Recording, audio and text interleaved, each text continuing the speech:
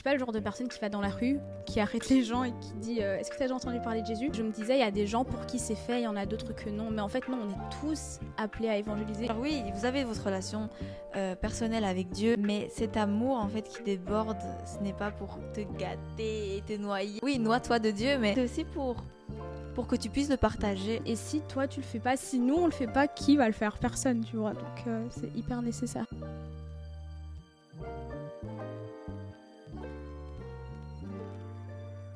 Salut tout le monde et bienvenue dans Renaissance Lumineuse. Je m'appelle Vénissa Et moi c'est Charlet. et bienvenue dans ce nouvel épisode. Pour les personnes qui ne savent pas, Renaissance Lumineuse est née du fait qu'en fait on a voulu partager notre cheminement, Shirley et moi, parce que Dieu a littéralement transformé notre vie et on pense qu'il peut le faire avec toi. Du coup, ici dans Renaissance Lumineuse, on a voulu créer en fait une safe place. Il n'y a pas de jugement, on n'est pas des enseignants, on n'est tellement pas parfaite, mais on a un Dieu qui est parfait, on sert un Dieu qui est parfait et on veut juste transmettre ce qu'on apprend dans la bienveillance, dans l'amour, mais en gardant la vérité qui est la parole de Dieu au centre de tout ce qu'on fait. Donc, si ça te parle, n'hésite pas à t'abonner, n'hésite pas à partager ça peut-être avec tes amis et rejoins-nous pour l'aventure. C'est le deuxième épisode qu'on filme aujourd'hui parce que en gros, pour être transparente avec vous, on filme 2 épisodes par semaine. La semaine passée en fait, il y avait un jour où on n'a pas filmé, donc on est en train de rattraper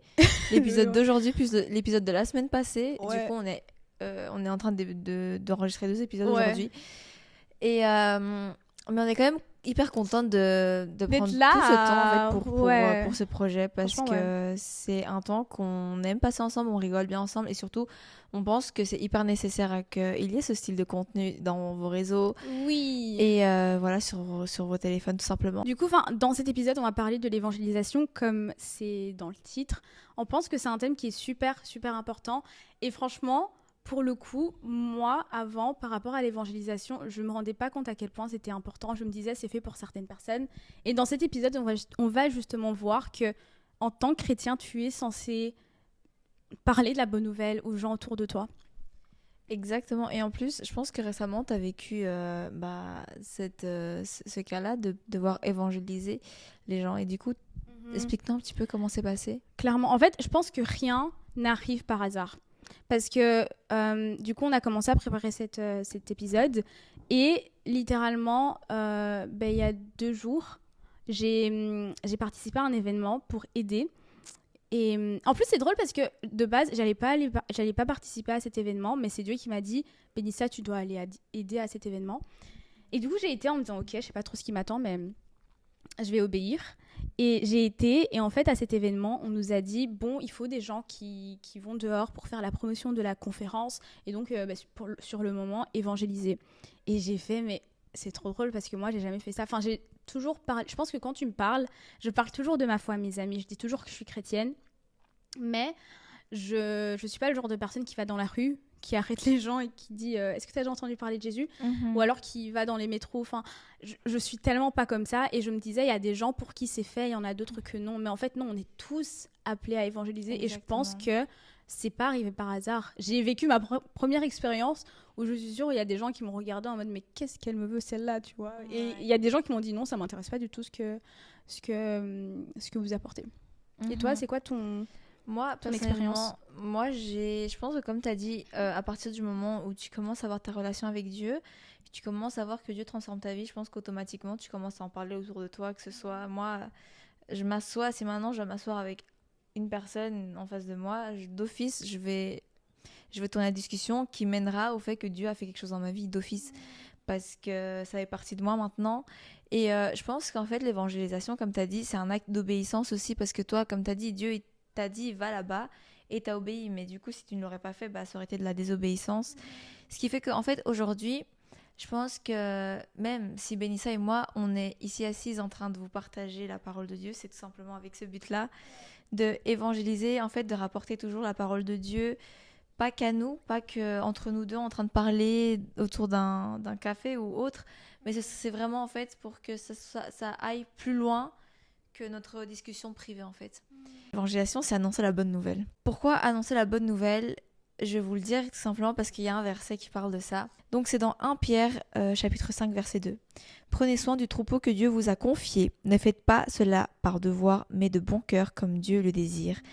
Agissez non pour gagner de l'argent, mais par amour. C'est intéressant parce que Dieu ici, il dit qu'il nous a confié un troupeau. Et en fait, tu vas peut-être te dire, oh non, ça me concerne pas parce que tout simplement ça me concerne pas, parce qu'il n'y a pas de troupeau autour de moi. Mais en fait, il faut comprendre que la Bible, elle est complète. Et en fait, toute la Bible, elle nous remplit, d'accord? Donc en fait, elle nous remplit entièrement. Et quand ici, il dit que ces troupeaux, on parle bien de toi. Quand Dieu dit qu'il t'a confié un troupeau, c'est aussi de toi, Benissa, et aussi de moi. Et en fait, c'est pas un devoir, mais c'est vraiment le faire avec bon cœur. Et je trouve que c'est important d'insister sur le fait qu'il faut pas le faire comme si ça te pesait, parce que parfois quand on a des devoirs de l'école, on est en mode oh purée, ça me saoule et tout, ça me prend du temps. Mais en fait là, c'est carrément par amour, et ce que tu fais par amour, en fait, tu le fais avec plaisir, t'es content, t'es joyeux. Et donc en fait, c'est ça, c'est le fait de se dire bon, je le fais parce que Dieu m'aime tellement en fait que moi j'ai ça à cœur en fait de le faire. Et c'est vraiment en fait se sentir rempli par l'amour de Dieu, que ça déborde. Et au final, tu ne peux pas sentir qu'il y a quelque chose que tu peux pas partager. C'est pour ça quand on vous dit automatiquement, quand on va voir des personnes, on va directement leur parler de Dieu, mais pas est-ce que tu connais Dieu? Genre non, c'est vraiment ça va se faire tout seul. Et en fait, même dans des discussions simples comme ça, c'est aussi de cette façon-là que tu peux évangéliser. Parce que parfois, on a souvent cette crainte de oh, j'ai pas les mots, ou genre peut-être je suis pas assez placée pour ça, peut-être dans ma foi je suis novice ou autre. Mais en fait non, ici on te dit clairement que tu dois le faire avec bon cœur, donc ça va naître de ton cœur, c'est l'Esprit Saint qui va te parler et qui va vouloir que tu ouvres ta bouche pour du coup faire entendre parler de cette bonne nouvelle. Ouais, j'aime bien ce moment-là parce que ça te demande de regarder l'état de ton cœur en fait. Parce qu'il y a des fois des gens qui peuvent évangéliser et je pense que tu le ressens. Je pense que quand il y a des gens qui viennent dans la rue te parler de Dieu et ils sont en mode je veux te montrer que moi j'ai raison, regarde dans la Bible, toi t'as tort. Enfin, pas toi t'as tort, mais juste ils te font sentir, regarde, tu vois, j'ai quelque chose à moi t'apporter, tu vois. Ouais. Ils se prennent un peu au-dessus. Et ça, c'est l'ego, tu vois. Et c'est comme tu dois faire les choses avec amour et pas avec cette forme d'ego parce qu'au final, oui, t'apportes cette bonne nouvelle, mais c'est pas toi qui va faire en sorte que les gens vont être sauvés, que les gens vont être transformés. Tout à fait. Et c'est comme on doit être focus sur... sois sûr que tu fais ça avec bonté et amour pour Oui, les voilà. autres. C'est pas pour gagner quelque chose en fait. C'est vrai en fait quand on s'approche des gens, peut-être on va dire ah on a gagné une âme et tout, mais c'est pas toi qui as gagné une âme, c'est Dieu en fait. Et parfois il faut genre juste avoir la différence de où est ta place à toi et que tu es juste. En fait, c'est pas que tu es juste, mais tu es un instrument. Tu vois, tu es un instrument, tu peux être utilisé pour, on va dire, semer la petite graine, mais c'est pas forcément toi qui vas avoir le produit final, c'est pas toi qui dois être là constamment pour voir s'il y a une récolte. En fait, non, pas du tout, c'est Dieu qui s'en occupe par rapport à ça. Et toi, tu as ta responsabilité de t'occuper du troupeau, de être sûr que voilà, si toi, autour de toi, il y a quelqu'un qui a besoin d'entendre parler de Dieu, que tu puisses lui transmettre une petite phrase, quelque chose qui puisse, être en cohérence avec votre discussion ou peu importe, mais en tout cas la graine sera semée et la responsabilité elle est entre les mains de Dieu, c'est pas à toi de le faire. Et en fait ouais c'est ça, parce que parfois on veut trop prendre, on va dire, la grosse tête, on veut peut-être en fait on se sent trop concerné après par ça. Et je sais pas si t'as déjà eu ça, mais parfois quand on voit une personne autour de nous ou qui on sait qu'elle a besoin de Dieu, enfin tout le monde a besoin de Dieu, mais cette personne là tu dis purée Seigneur, j'ai cette sensibilité envers cette personne et je sais que cette personne a besoin de toi en fait. Et parfois genre ça peut être démotivant parce qu'on a l'impression que justement on se fait pas entendre, on se fait pas comprendre. Peut-être que justement cette personne-là elle est peut-être fermée et comment est-ce qu'on va faire, parce que du coup on peut rentrer dans une frustration. Moi personnellement je l'ai vécu à un moment donné, c'est pas que je voulais que cette personne absolument vivre ce que j'ai vécu, mais c'était dans le sens écoute-moi, genre c'est sérieux ce que je suis en train de te dire et j'ai l'impression que tu le prends pas au sérieux. Et au final il y a eu cette frustration et à un moment donné je me suis dit mais en fait Seigneur, tu m'as mis ça à cœur, c'est pas pour que ce soit un poids en fait, c'est pas à moi d'être là à vérifier chaque pas de cette personne, non, c'est même pas pour la juger, je le faisais vraiment parce que j'avais de la peine que cette personne ne sente pas cette présence qui puisse réellement apaiser en fait sa vie, parce que c'est vraiment ce truc de purée, j'ai envie de faire le pas à sa place, carrément j'ai envie de faire les choses à sa place, mais au final cette personne là, ou ces personnes-là, peu importe, peut-être que toi aussi tu connais une personne, mais au final on se rend compte que ça ne dépend pas de nous en fait, ça dépend de cette personne-là, parce que quand on veut se rapprocher de Dieu, c'est aussi cette personne qui doit faire ce pas-là, et c'est trop important. Chacun a le libre arbitre. Voilà, c'est ça. Et c'est pour ça qu'il ne faut pas rentrer dans une frustration et juste se dire, ok, moi Seigneur, j'ai fait ma part, tu m'as mis cette personne à cœur, parce que personnellement parfois je sais pas si tu as déjà eu ça, mais des sentiments où tu sais que genre Dieu te met cette personne à cœur. Et parfois moi je me mets à prier pour cette personne et je me dis, mais Seigneur, comment, genre donne-moi les mots pour m'approcher de cette personne et lui dire correctement les choses. Parce qu'au final, même quand toi tu vas aller évangéliser, ce sera pas par tes propres moyens, c'est vraiment parce que genre c'est l'Esprit Saint de nouveau qui prend le dessus et qui vient transmettre cette bonne nouvelle en fait. Mais par contre, je sais que je pense que c'est en faisant que tu apprends. Et ça peut être impressionnant, surtout si tu es introverti par exemple. Mais perso, je suis quand même assez à l'aise pour aller parler aux gens. Mais comme je disais, l'évangélisation, parler de Dieu comme ça à un inconnu, je suis pas à l'aise. Et je me souviens, un jour, Dieu m'a dit va parler à cette personne. Et des fois, quand tu te dis il va se passer un truc exceptionnel, la personne va donner sa vie à Jésus directement. Et en fait, c'était une personne qui attendait devant chez moi. Enfin, il attendait son bus. Et c'était un monsieur, tu vois, il devait avoir 50 ans, un truc comme ça. Wow. Et donc, j'entends, va lui parler. Et je vais lui parler, les gars, j'ai bégayé. J'ai vraiment bégayé pour le coup. Je lui ai dit, est-ce que vous êtes croyant? Il a dit, ouais, je suis musulman. Et après, il m'a dit, j'ai dit, est-ce que vous avez déjà entendu parler de la bonne nouvelle? Il a dit non. Et en fait, je trouvais même pas mes mots. Et après, il a dû me voir comme quelqu'un de bizarre. La vérité, soyons honnêtes. Il m'a dit... ok, enfin, non, j'ai pas envie, genre, bye, tu vois, et j'ai fait, ok, merci, bye. Parce que je bégayais, je savais pas quoi dire, et à ce moment-là, j'avais même pas prié, en fait, j'avais pas demandé au Saint-Esprit de me donner les bons mots, je me suis juste dit, ok, j'y vais, mais j'ai appris sur le moment, tu vois. Donc, il y a pas longtemps, c'est pas la première fois que j'ai été évangélisée. Mais c'était la première fois que j'allais évangéliser avec des gens, un groupe de personnes, et on allait voir plusieurs personnes. Mais ce que je veux dire, c'est que ça se pratique. Je pense que quand tu veux évangéliser, je pense que c'est aussi important d'avoir de toi être sûr des réponses que tu peux donner quand les gens vont te poser des questions. Parce qu'il y a des gens que tu vas aller leur parler, ça va être en mode fluide, ils vont être intéressés, ils vont vouloir venir. Mais il y a d'autres personnes, ils ont leurs croyances et ils vont te poser des questions dures. Et je pense que tu dois... Enfin, si tu sais pas y répondre, il n'y a pas de souci, tu peux juste te dire, écoute, pour l'instant, j'ai pas de réponse, je peux peut-être te diriger vers quelqu'un qui a une réponse. Mais c'est important si tu veux évangéliser, moi, c'est la réflexion que je me suis faite. En fait, il y a des questions que je dois savoir répondre, tu vois. C'est vrai, en fait... Je pense qu'il faut avoir une connaissance de la vie. Ouais, une connaissance. Il faut pas, genre, imaginons, Dieu s'est révélé à ta vie, c'est pas, il faut que j'aille maintenant dans tous les voisins. Ce serait, oui, enfin, franchement, ce serait trop beau, en vrai, si tout le monde le ferait. Mais d'un côté, c'est vrai, en fait, il faut avoir pas une crédibilité, mais il faut qu'il y ait une connaissance. Et comme tu as dit, je pense qu'à partir du moment où tu pries et que tu demandes que ce soit l'Esprit Saint, c'est même pas quelque chose que ça dépend de toi. C'est vraiment le fait que l'Esprit Saint va commencer à prendre les connaissances que toi tu as et va s'en servir en fait. Et donc de là, il va commencer à parler.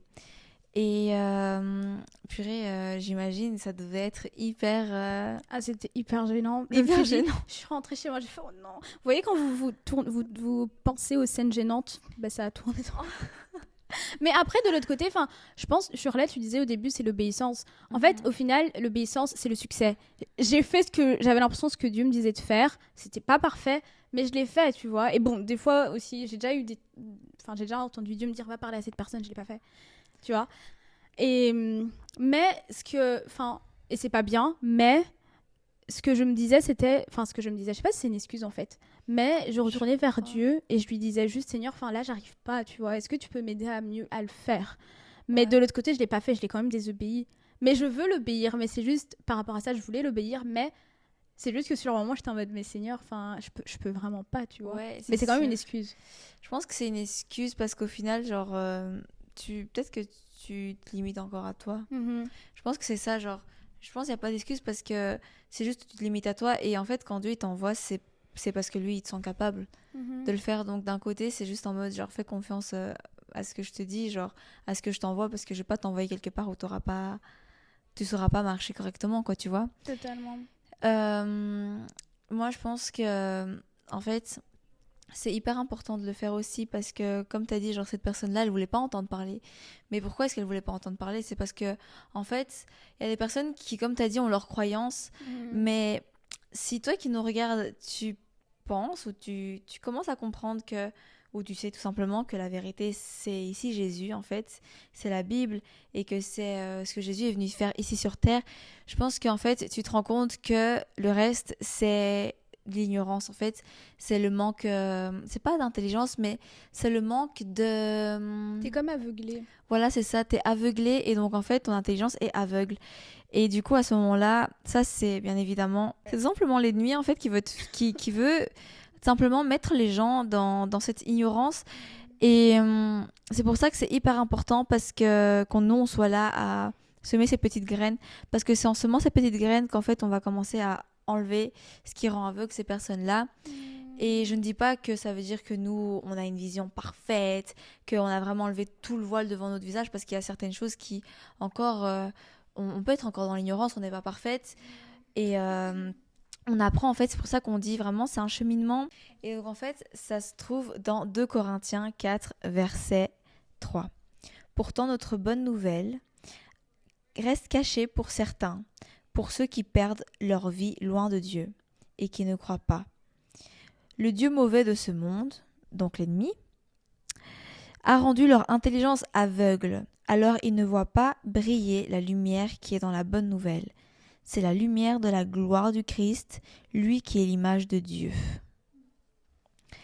En fait, la bonne nouvelle, c'est annoncer la lumière. Voilà. C'est annoncer la lumière, c'est annoncer un espoir. La bonne nouvelle, en fait, c'est quelque chose... c'est pas juste quand, par exemple, on t'envoie un message... T'as une bonne nouvelle, oh Benissa, t'as été acceptée, ou oh Shirley, ta maman elle t'a dit qu'aujourd'hui t'allais manger ton plat préféré. Ça c'est une bonne nouvelle, sur le moment t'es trop content. Mais là on parle d'une bonne nouvelle qui en fait va vraiment te permettre d'être sauvé en fait. Et ça c'est hyper important que vous preniez vraiment genre le sens de ce mot, genre la bonne nouvelle c'est être sauvé. Et c'est être sauvé de quoi? C'est la meilleure bonne nouvelle. Voilà, en fait c'est la meilleure bonne nouvelle de toute la vie que tu auras. La bonne nouvelle la plus importante c'est la bonne nouvelle. Non mais totalement, les gars, il n'y a pas... Enfin, peut-être un jour on fera un épisode où on va parler du jeûne, mais Oui, j'ai jeûné pour la première fois l'année passée et je me souviens, enfin quand tu jeûnes, c'est tellement puissant parce que tu entends mieux la voix de Dieu et même quand tu lis la parole de Dieu, c'est tellement c'est vrai. plus puissant. Et je me souviens lire ma parole, enfin lire la Bible et parler à Dieu et j'étais juste en mode wow. Personnellement, ça a transformé ma relation avec Dieu et ça m'a moi transformée en tant que personne. Et je me souviens me dire, purée, en fait, dans la Bible, il y a tous les principes pour réussir dans la vie. Exactement. Et je me souviens être trop contente. Je me disais, je sais que je vais réussir ma vie parce que j'ai basé ma vie sur les principes bibliques. Et j'entends la voix de Dieu me dire, ok, c'est cool, mais tu sais que tu dois partager ça avec les autres. Et j'étais en mode, je sais pas comment ça partager ça avec les autres, tu vois. Je voulais pas... En fait, de base, je me voyais pas faire ce que je suis en train de faire maintenant. Je me voyais pas être publiquement... être là en train de parler de ma foi. Je me voyais pas faire ça. Mais j'ai entendu Dieu me dire, mais tu sais que ce serait tellement égoïste parce que, en fait, toi, Dieu t'a transformé. Ouais. Dieu a changé ta vie. La bonne nouvelle a changé ta vie. Ouais. C'est tellement égoïste de garder ça pour soi-même. Après, je dis pas ça pour culpabiliser qui que ce soit. C'est pas facile pour tout le monde. Il y a des gens, c'est vraiment leur don. C'est l'évangélisation, leur don, tu vois. Mais l'évangélisation, c'est pas seulement aller dans la rue et parler de Dieu. L'évangélisation, c'est parler à tes amis de l'école de ta croyance, tu vois. Pas d'une manière bizarre où tu veux juste toi t'imposer, mais juste... je suis chrétienne, c'est une chose essentielle que les gens vont savoir sur moi. Et je pense aussi que la meilleure manière d'évangéliser, c'est par aussi tes actions. Je pense que tu peux parler, parce que je pense que tu peux parler, mais si dans tes actes, ça ne suit pas, ça sert un peu à rien. Tu vois ce que je veux dire? Je pense que... Ouais, je suis tout à fait d'accord avec ce que tu dis, j'allais le dire en plus. Genre, c'est vraiment genre l'acte, genre ce que tu fais. Genre, c'est pas forcément dire, ouais, tu sais, dans la Bible, c'est ça. Genre, l'évangélisation, c'est vraiment, en fait... montrer ton comportement aussi, tout simplement agir de cette façon comme mon Dieu le dit. Et à partir de ce moment-là, je pense que tu transmets déjà ce comportement et les gens vont commencer peut-être à se poser des questions. Et à ce moment-là, c'est là. Non, mais vraiment, je sais qu'il y a des gens que je voyais, que ce soit dans la rue, que ce soit des fois à l'école, je me disais, ok, cette personne est chrétienne. Je le sais, je le vois. par son comportement, tu vois. Moi, je le voyais par toi. Oh, merci. Je me rappelle toujours, j'étais là comme ça. Et c'est moi, je t'ai posé la question. T'es chrétienne? Tu m'as dit oui, j'ai dit. Ah, j'étais tellement contente en plus parce qu'il n'y a pas beaucoup de personnes qui sont ouvertes avec leur foi à l'école, tu vois. Du coup, c'est trop bien. Mais je pense que c'est juste super, super important parce que de l'autre côté, tu peux dégoûter les gens avec ton comportement. Parce qu'il y a aussi des personnes qui disent ouais, je suis chrétien, machin. Et c'est les personnes les plus. Enfin. Il y a des personnes en fait, qui ne transmettent pas, qui ne reflètent pas réellement la lumière, en fait. Ouais, voilà, c'est ça. Et en fait, parce qu'ici, on parle d'une lumière. Et la lumière, en fait, c'est hyper important parce qu'on dit que la lumière ne se mélange pas avec l'obscurité. Et la lumière, c'est Dieu. Et l'obscurité, bah, c'est l'ennemi, encore une fois. Et je pense que, genre, imaginez-vous seulement, je sais pas si ça vous est déjà arrivé, que vous soyez dans votre chambre, vous voulez aller aux toilettes en pleine nuit, donc tout est noir, et vous cherchez votre lumière comme ça, l'interrupteur. Tu sais que moi, j'ai eu tellement de moments comme ça, et c'était un moment tellement stressant parce que en même temps, t'as envie de faire pipi, mais en même temps, tu dois chercher rapidement. C'est horrible. Et en fait, juste imaginez-vous ces personnes-là qui sont dans cet état-là, qui sont en train de juste être dans l'obscurité. En fait, quand on est dans l'obscurité, c'est vraiment ne même pas savoir où tu marches. Et en fait, c'est vraiment avoir cette incapacité de voir autour de toi. Et c'est exactement ce qu'on dit, c'est que Dieu, c'est la lumière. Donc à partir du moment où ces personnes-là ont la lumière, savent où elles vont, voient ce qu'il y a devant eux, parce que sinon, bah, tu te cognes, tu fais plein d'autres choses que tu ne ferais pas en fait en lumière. Et c'est hyper... moi, j'insiste vraiment sur le fait qu'en fait, c'est vrai que tu peux le faire de différentes façons, mais c'est vraiment quelque chose que tu dois le faire. C'est vraiment une responsabilité, j'ai envie de dire. Moi, une fois, j'avais entendu parler du fait que si maintenant la personne d'à côté de moi ou les personnes qui sont autour de moi, dans mon entourage, une personne qui ne croit pas en Dieu, bah, imaginons elle décède, elle perd la vie d'un coup, et ben en fait, moi, je n'aurais pas été là, on va dire, à lui dire avant qu'elle meure, genre, ce que c'était Dieu. Et genre, à partir de ce moment-là, on se dirait, mais cette personne-là, alors elle est partie où? Elle est partie au ciel ou elle est partie à la mort, tu vois, genre cash. C'est des mots durs en vrai à entendre, mais c'est vraiment ça, genre elle est partie en enfer, on va dire, ou au paradis. Et alors à ce moment-là, tu te poses la question de, purée, genre, moi j'aurais pu faire quelque chose pour changer ça, dans le sens où j'aurais pu dire quelque chose, j'aurais pu lui faire, genre, tout simplement lui faire entendre parler de, genre, lui faire entendre qui était Jésus, tu vois. Et de là, peut-être que tout aurait changé parce que Jésus aurait œuvré, tu vois. Jésus, il aurait continué son œuvre. Et en fait, à ce moment-là, je me suis dit, waouh, donc en fait, on est vraiment responsable. Et à ce moment-là, j'ai commencé à me rendre compte que, oui, on est responsable parce qu'on n'est pas des personnes sans interaction. Genre, tous les actes ont des conséquences. Genre, ce que tu es en train de faire aujourd'hui a des conséquences. Ce que je suis en train de faire aussi aujourd'hui, ce que je vais faire demain. Et tout a des conséquences, en fait. Et c'est tout simplement ça qu'on doit comprendre aussi à travers le fait d'évangéliser, d'apporter la bonne nouvelle. Parce que imaginez-vous maintenant, imaginons, tu es en train d'attendre que le feu, que le petit bonhomme vert s'allume pour que tu puisses traverser le passage piéton. Et à ce moment-là, en fait, tu vois qu'il y a une personne qui est aveugle ou une personne qui est sur son téléphone comme ça et qui regarde pas et qui continue. Mais elle se rend pas compte qu'en fait elle peut pas passer.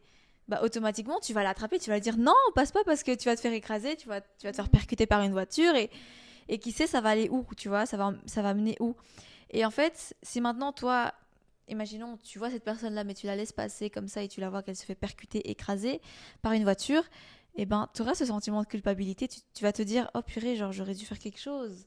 Purée, j'aurais pu éviter ça en fait. Et c'est ce truc-là de se dire, en fait, j'aurais pu éviter ça. J'aurais pu peut-être changer certaines choses et tout aurait été autrement. Et c'est pour ça, en fait, c'est vraiment cet exemple-là de, oui, genre, tu es responsable de ton prochain, en fait. Parce que Dieu nous a donné un troupeau à garder avec amour. Et ce troupeau-là, c'est pas uniquement ton petit groupe d'amis dans la récré ou ton groupe d'amis au travail, peu importe. C'est vraiment en fait les personnes qui sont même les inconnus qui sont autour de nous. Et je comprends que parfois il y a ce sentiment de comme toi tu avais je ne sais pas quoi dire, ou tu as ce stress, tu es gêné, ou tu te dis non je suis timide, non Moi, je vais pas oser, je suis trop gênée, c'est gênant. Tu vas commencer en fait à te remplir de pensées, de préjugés, en te disant non, mais moi, je suis pas capable de faire ça. Non, moi, je suis trop timide, c'est pas pour moi ça, de toute façon. Non, je suis pas prête, de toute façon, spirituellement, alors que si en fait, tu peux ne pas être prête spirituellement parce que peut-être tu es en train de toi-même encore te développer avec Dieu, mais à partir du moment où Dieu te touche, il n'y a pas d'excuses, franchement, il n'y a pas d'excuses. Et j'ai pas envie de non plus dire en mode, ok, t'inquiète, t'es nouveau dans ta foi, alors non, ça te concerne pas. Genre, non, ça te concerne parce que ça va te concerner un jour. Tu grandis dans ta foi, c'est un cheminement et tu grandis spirituellement et tu vas devoir le faire parce que c'est ton cœur qui va. Enfin, c'est Dieu qui appelle à faire ça et tu vas le sentir dans le plus profond de toi en fait. Et il faut pas que tu sois en train de vouloir ignorer ces appels-là parce que c'est de la désobéissance. Et, et du coup, c'est ça, genre, en mode j'ai vraiment envie En fait, à ce moment-là, moi, je me suis rendu compte que, ouais, si maintenant cette personne-là traverse et que je lui dis pas quelque chose, je vais me sentir coupable quelque part. Même si c'est pas moi qui a marché, enfin, c'est pas moi qui a pris les pieds et il a continué à marcher, je vais quand même avoir ce petit truc de. Oh, j'ai de la peine. Et c'est ça, en fait, c'est faut avoir de la peine envers les gens et se dire, non, genre, moi, j'ai connu Dieu, Dieu m'a tellement transformé, Dieu a tellement été bon avec moi.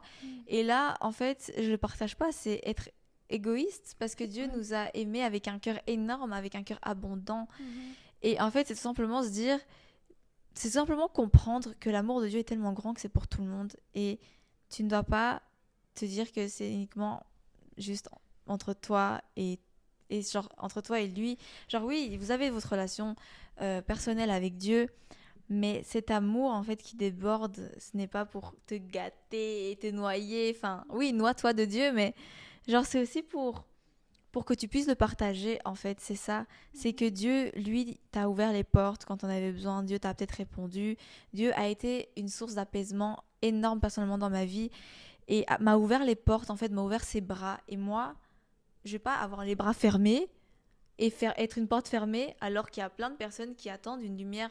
Peut-être ces personnes-là ne se rendent pas compte, mais ces personnes-là, moi, je les souhaite de pouvoir avoir cette lumière-là pour pouvoir goûter à cet amour de Dieu qui est énorme, en fait. Totalement d'accord avec toi. Et je me dis que notre génération a tellement besoin d'entendre parler de Jésus-Christ. Notre génération a besoin d'avoir ce que nous, on a. Et si toi, tu le fais pas, si nous, on le fait pas, qui va le faire? Personne, tu vois. Donc, c'est hyper nécessaire. C'est vrai, c'est hyper nécessaire. Et pas se renfermer uniquement dans ce que toi, tu penses que tu es capable, parce que même si tu penses que tu es de telle façon, que t'es pas prêt ou autre, en fait, c'est pas Dieu, je crois qu'il attend pas que tu sois prêt en fait, hein. Genre je crois pas que Dieu a été dit bon bah Charlotte, ah là t'es prête, c'est bon, genre je te laisse faire. Non, je crois que Dieu attend aussi que tu sois que tu aies l'oreille ouverte, on va dire, à ce qu'il va te dire pour que tu puisses obéir. Et et en plus, genre il y a un verset, il y a que moi qui lis des versets là ici dans cet Non, épisode. c'est pas grave. Mais il y a un autre verset dans 2 Corinthiens 12. Il faut savoir qu'on aime beaucoup Corinthiens. Donc, s'il y a beaucoup de Corinthiens dans des épisodes, c'est normal. C'est normal. C'est normal. Mais dans 2 Corinthiens 12, verset 9, c'est dit: mais le Seigneur m'a dit, mon amour te suffit, ma puissance se montre vraiment quand tu es faible. Donc, je me vanterai surtout parce que je suis faible. Alors, la puissance du Christ habitera en moi. Amen. Moi, j'aime trop. Amen. Parce que, en fait, c'est vraiment, en fait, dans tes faiblesses. Donc, si toi, tu dis que t'es timide, si toi, tu dis que t'es pas capable, si toi, tu dis que tu n'es pas de cette façon-là ou de telle façon, sache que Dieu utilise tes faiblesses, justement, pour te montrer que lui sait œuvrer malgré les difficultés que toi, tu penses que tu as. C'est aller au-delà des limites que toi-même tu te mets. Et c'est pour ça, en fait, il n'y a pas d'excuse. Quand Dieu te dit que tu as une responsabilité, c'est pas qu'il est en train de te mettre des bâtons dans les roues pour que toi tu dis ah non, je trouve une excuse. Non. Dieu, il te dit va et répands la bonne nouvelle, en fait, parce que c'est quelque chose que les gens ont besoin de connaître. Et même si toi, peut-être, tu penses que tu es confortable dans ta situation, dans ta relation avec Dieu, et c'est très bien. Et franchement, je suis fière de toutes ces personnes-là qui maintiennent, en fait, cette relation avec Dieu et qui sont constants. Mais je pense que justement ça fait partie du cheminement, ça fait partie de l'obéissance, de quand Dieu il t'envoie, tu es censé aussi refléter cette lumière, parce que quand tu es touché par Dieu, tu reflètes cette lumière là, et cette lumière doit atteindre les gens. Quand tu allumes la lumière de ta chambre, ça ne met pas juste en lumière genre genre juste tes pieds. Non, ça illumine ta chambre entièrement. Tu vois tes fenêtres, tu vois ton lit, tu vois ton armoire, tu vois ton bureau, tu vois tout. Ça illumine pas juste un petit truc en fait. Donc c'est pas uniquement la lumière de Dieu n'est pas censée illuminer uniquement juste ta personne, mais c'est censé éliminer tout ce qui est autour aussi. Donc vraiment, genre soit la lumière autour de toi, soit la lumière dans On est ton appelé à être la entourage. lumière du monde. Voilà, c'est ça. Le sel. Non, on n'est pas. Je sais pas si c'est la lumière du monde. On est appelé à être le sel du monde. On est appelé à être le sel du Ouais, monde, le sel ça du c'est monde. vrai. C'est Purée, vraiment- c'est un bon Oui. verset. Mais ce que je voulais dire aussi, c'est que. Je vais retrouver ce que je voulais dire. En Ok. fait, le truc, c'est qu'on est en Belgique. Et en Belgique, c'est vrai que les gens. De moins en moins, peut-être. J'ai l'impression qu'il y a de plus en plus de gens qui commencent à être ouverts avec leur foi. Mais c'est vrai qu'en Belgique, c'est pas comme les États-Unis. Tu vois, les États-Unis, c'est le pays chrétien. C'est le pays où si le président ne dit pas God bless America, il va pas être élu, tu vois. Mais ici en Belgique, c'est vrai qu'il y a cette résistance. Et les gens, même en France, tu vois, c'est non, la foi, c'est privé, tu vis ça en secret. Et c'est comme, non, on doit. Bien sûr, on ne veut pas s'imposer aux gens, on ne veut pas agacer les gens, on veut rester dans le respect, mais il faut partager ta foi, que ce soit au travail, à l'école, comme je disais. Et en fait, je me disais, purée, on a tellement de chance parce qu'ici, on a la liberté de la religion. Et il y a des gens, les gars, ils sont en train de mourir parce qu'ils vivent leur foi, tu vois. Et eux, ils peuvent même pas partager la bonne nouvelle avec d'autres personnes parce que sinon, ils risquent d'aller en prison. Et ça, c'est vrai que des fois, on n'y pense pas. Et moi, la première, parce que c'est comme, mais c'est loin, c'est dans des pays lointains, tu vois, c'est des pays qui, je sais pas si je peux dire des pays lointains, mais bref, c'est juste des pays qui sont loin et du coup, tu n'y penses pas, mais c'est des choses qui sont réelles. Wow. Et il y a pas longtemps, je regardais un Exact. documentaire sur YouTube.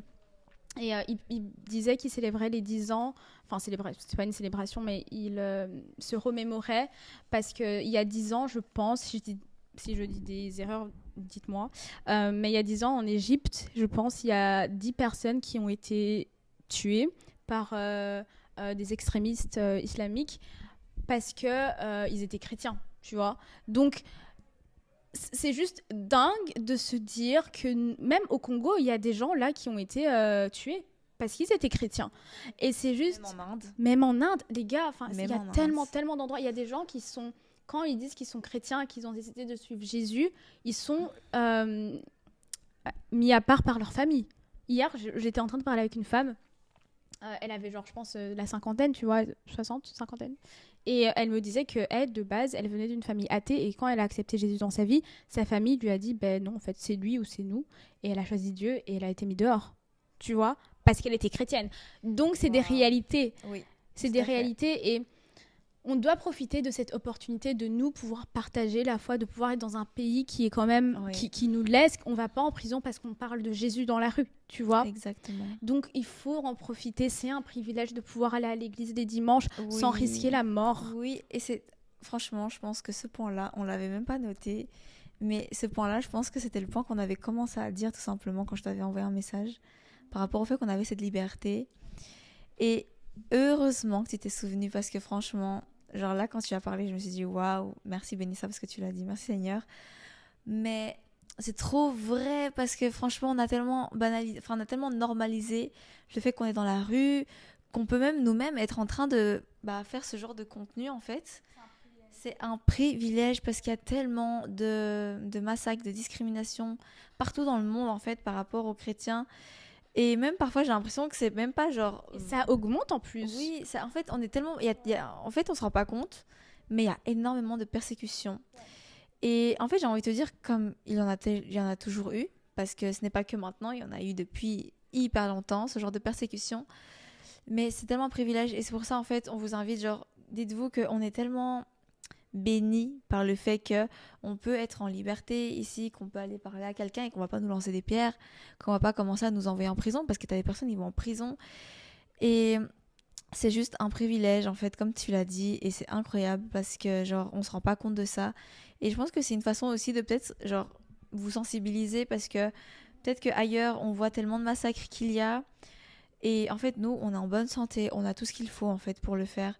Donc, n'attends pas la fin du monde pour commencer à crier la bonne nouvelle à tout le monde et commence déjà à semer les petites graines pour que tout simplement en fait de là fleurisse ce peuple, ce troupeau qui va continuer en fait à répandre cette cultivation, qui va continuer cette cultivation et dans cette terre magnifique. Enfin bref, là je suis partie loin. Mais c'est vraiment vrai parce qu'en fait, c'est pas comme si on pouvait pas le faire et c'est incroyable. En plus, on parlait de ça dans mon église parce que il y a certaines personnes qui sont parfois même envoyées dans des pays pour pouvoir annoncer la bonne nouvelle, mais dans ces pays, justement, c'est des pays justement, où ils sont persécutés de ouf. Et je me dis, waouh, genre le courage que tu as à aller dans un pays qui est persécuté pour annoncer la bonne nouvelle uniquement parce que Dieu t'a dit va là-bas. Il faut vraiment avoir du courage. Et je me dis, waouh, enfin, nous, on est ici, on est devant une caméra, on est. On doit faire. On doit faire seulement. Et je t'invite vraiment à le faire autour de toi. Et même si, par exemple, peut-être parce que maintenant, on dit qu'on est libre, mais peut-être que tu viens d'une famille qui ne croit pas forcément en Jésus. Peut-être que tu viens d'une autre croyance. Enfin, il y a aussi les cultures aussi. Donc, peut-être que tu viens d'une autre culture qui ne croit pas forcément en Jésus. Bah, sache qu'en vrai, ça ne doit pas être une limite parce que justement, si toi, tu as réussi à avoir cette lumière-là, ne laisse pas que quelqu'un vienne éteindre ta lumière pour que tu te retrouves de nouveau dans l'obscurité ou que tu sois juste aveuglé de nouveau. Enfin, non, essaye justement de creuser. Et je sais que c'est pas facile parce que parfois, on est tellement entouré de personnes, surtout quand tu es entouré de personnes qui ne croient pas en Dieu. Je pense que c'est un peu compliqué, mais essaye de creuser. Demande vraiment que Dieu lui-même, en fait, fasse l'œuvre dans ta vie, dans ce cheminement. Et tout simplement qu'il t'envoie ces personnes-là qui puissent t'apaiser et te rapporter cette bonne nouvelle aussi de nouveau.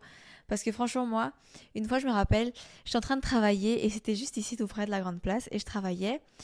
Et puis à un moment donné, je me sentais triste et quelqu'un rentre. Et ils me disent, est-ce que je peux te parler de Dieu? Et tu vois, en plus, c'était même pas quand j'étais comme ça avec Dieu. Et j'étais comme ça et je me suis dit, Seigneur, merci parce que je pense que j'avais besoin de ça dans ma journée et tu envoies une personne. C'est pour ça que je te dis, si toi, tu penses que, voilà, autour de toi, il n'y a pas vraiment cet entourage-là, demande à Dieu parce que franchement, moi, Dieu, il m'a envoyé des personnes qui après ont prié pour moi alors que j'étais en plein travail, en fait. Mais vraiment, genre, merci à ces personnes-là qui sont courageux d'évangéliser, qui sont dans l'obéissance, qu'ils ont fait ce pas parce que même moi, peut-être que je suis en train de vous parler comme ça, mais si maintenant Dieu me dit va maintenant dans la grande place et c'est dur. Et parle à 10 personnes de Dieu, enfin de lui, je serais... Faut de l'audace en vrai. Faut vraiment de l'audace et je me dirais waouh Seigneur, genre j'avance en fermant les yeux uniquement parce que c'est toi qui me le dis et je sais que toi tu vas faire les choses parce que ça va aller au-delà de moi ce que je pense. Je vais bégayer. Déjà ici, je bégaye. Déjà ici, je bégaye. Alors imagine-toi devant quelqu'un. Tu connais Dieu? Mais moi, devant le monsieur, j'étais comme ça. Waouh, quel courage. Et franchement, je suis tellement... C'est tellement incroyable. Parce que Dieu, il envoie des personnes comme ça. Et je me dis, waouh, merci Seigneur. Parce que ces personnes-là, on a tellement besoin. Et c'est pour ça, genre, toi... T'as peut-être vécu ça, peut-être t'as vu ces personnes-là venir vers toi, te parler de Dieu. Franchement, remercie le Seigneur parce que t'as des personnes qui le font, qui obéissent. Et ça aussi, toi, cette personne qui apporte la bonne nouvelle, qui va donner ce sourire, qui va donner Tu vas faire la différence. Oui, cet espoir. Ça. Tu sais pas comment... Enfin, tu vois, ça se peut, tu vas te dire ça sert à rien, mais en fait, comme on disait, tu vas semer une graine et ça se peut, avant toi, il y a d'autres gens qui ont semé une graine et ça se peut, toi qui viens et qui va parler de Jésus, ça va être la révélation, tu vois, pour la personne. Donc, franchement, tu fais la différence en faisant ça et peut-être que oui, tu vas pas avoir une personne qui va dire, ok, je veux donner ma vie à Jésus maintenant, ça y est, c'est parti. Peut-être que ça va pas se passer comme ça, mais tu es en train de semer des graines, donc fais-le, ose évangéliser, ose parler de ta foi et surtout, sois sûr d'être intègre et que tu marches selon ce que tu dis. Voilà, exactement. Sème des petites graines, sache que c'est l'obéissance envers Dieu qui compte avant tout, qu'on le fait avec amour et on n'impose pas, ça va vraiment se faire tout seul, tout doucement. Et puis voilà, moi je pense qu'on a tout dit pour cet épisode, vraiment je suis trop contente qu'on ait pu parler de ça. Et je t'invite à fermer tes yeux et simplement je vais prier pour vous, pour que vous ayez ce sentiment en fait de liberté, ce sentiment qui dépasse en fait vos limites, que vraiment l'Esprit Saint puisse tout simplement ouvrir les portes en fait de votre personne et qui puisse tout simplement Dieu puisse refléter cette lumière à travers vous pour que les autres personnes autour de vous puissent être illuminées. Donc voilà, ferme tes yeux. Et voilà, du coup, merci Seigneur pour cet épisode. Merci Seigneur pour les personnes qui sont en train de nous regarder. Je te demande, Esprit Saint, que tu viennes prendre ta place dans mon corps, dans ma bouche, Seigneur, dans tous mes sens spirituels, que ce soit toi qui viennes, Esprit Saint, mettre les mots sur ma bouche pour que ces paroles puissent aller jusqu'aux oreilles de mon Père Célestial, mais qui puissent aussi toucher le cœur de ces personnes qui sont en train de regarder cette vidéo. Je te demande, Seigneur, que toi, tu puisses placer ce sentiment au fond, dans leur cœur, pour qu'ils puissent se sentir libres, qu'ils puissent voir la liberté qu'il y a autour d'eux, pour qu'ils puissent répandre, Seigneur, cette bonne nouvelle d'espérance, cette nouvelle où toi, Seigneur, tu viens mettre un terme, Seigneur, à cette intelligence qui a été aveuglée. Mais ouvre les yeux, Seigneur, de toutes ces personnes qui vont aussi entendre parler de toi, que toutes ces personnes qui vont peut-être aller vers des inconnus et qui vont peut-être parler de ta parole, Seigneur, ils ne savent peut-être pas comment le faire, mais je te demande, s'il te plaît, Seigneur, que toi, tu viennes les renforcer, que tu viennes les rassurer, Seigneur, que comme ta parole, elle dit que toi, tu te manifestes dans les faiblesses, Seigneur, je te demande que ces faiblesses-là soient éteintes pour que toi, Seigneur, tu viennes pour leur montrer que ces faiblesses-là ne sont pas des limites, mais ce sont justement l'authenticité et leur montrer que toi, Seigneur, tu peux toucher, peu importe la personnalité de la personne ou peu importe qu'est-ce qu'elle pense de cette personne de elle-même, mais que cette personne-là puisse parler avec une bouche claire, Seigneur, et que les personnes qui vont entendre parler, Seigneur, de toi, aient ses oreilles ouvertes, aient ses oreilles disponibles. Et si ce n'est pas le cas, Seigneur, alors je te demande que tu maintiennes ce feu dans tes enfants, que tu maintiennes cette motivation de continuer à partager la parole de Dieu, donc ta parole, Seigneur, et que ce ne soit pas des sentiments de frustration ni des sentiments d'égoïsme après qui viennent l'envahir, mais que justement, Seigneur, tu puisses faire silence pour que ce soit uniquement ta parole et que ta parole qui puisse passer à travers leur bouche pour que la lumière soit enfin dans ce monde, dans cette génération, Seigneur, au nom de Jésus-Christ, Amen. Amen. J'espère que vous avez aimé cette vidéo et que vous allez simplement commencer un petit peu à changer peut-être votre façon de voir par rapport à l'évangélisation. Et puis, tout simplement, si vous avez aimé, partagez, commentez et donnez-nous un petit like pour nous motiver. Donc voilà. C'était Renaissance. Lumineuse. Bisous. Que Dieu vous bénisse.